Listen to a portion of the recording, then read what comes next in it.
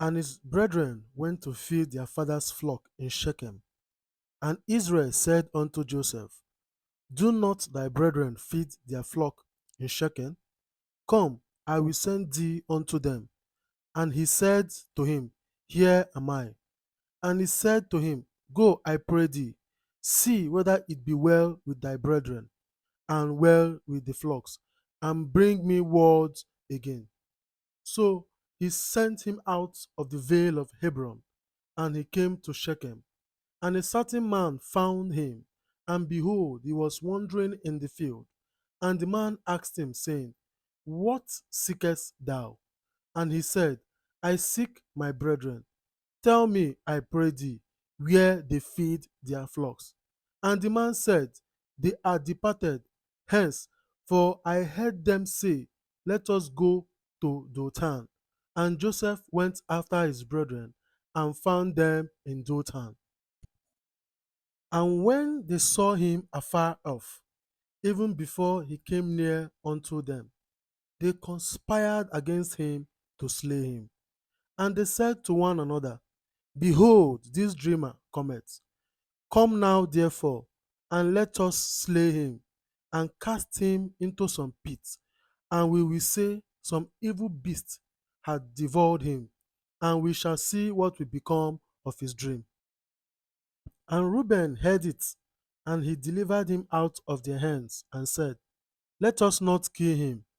And Reuben said unto them, Shed no blood, but cast him into this pit that is in the wilderness, and lay no hands upon him, that he might rid him out of their hands to deliver him to his father again.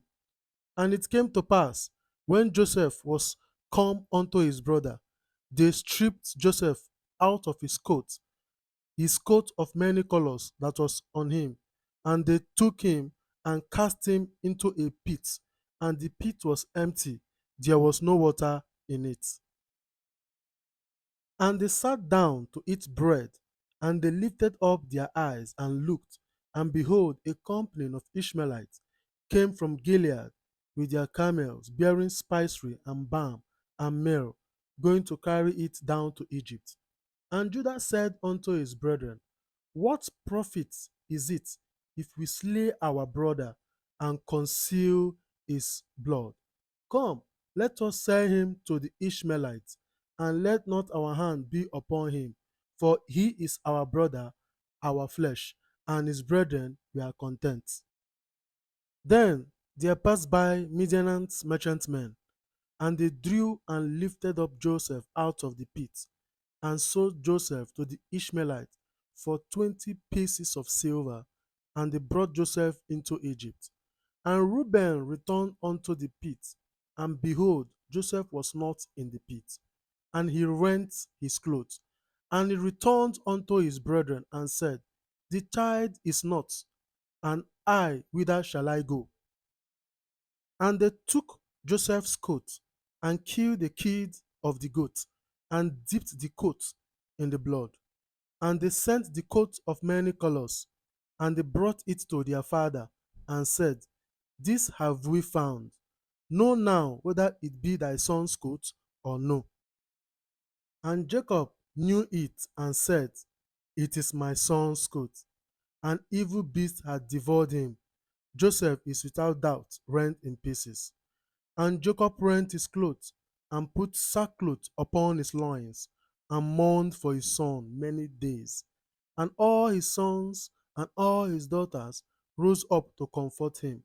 But he refused to be comforted, and he said, For I will go down into the grave unto my son mourning. Thus his father wept for him. What are the lessons from the story so far as it relates to us in our world today? Number one, parents should always show concern about the well being of their children. Number two, do not be discouraged when the challenges of life come because of your personality and gift. Just believe your gift will surely speak for you at the appropriate time and season. Number three, no matter the issue you have between yourself as brothers, Never lay your hand on your brother to kill him, for he is your blood and your flesh, and God detests killers. Number 4, children must always tell their parents the truth at all times, as it will save them in future and keep the parents abreast with the current situation. That is the end of today's story. If you like this video, please share, subscribe, and like. Till I see you next time. Bye bye.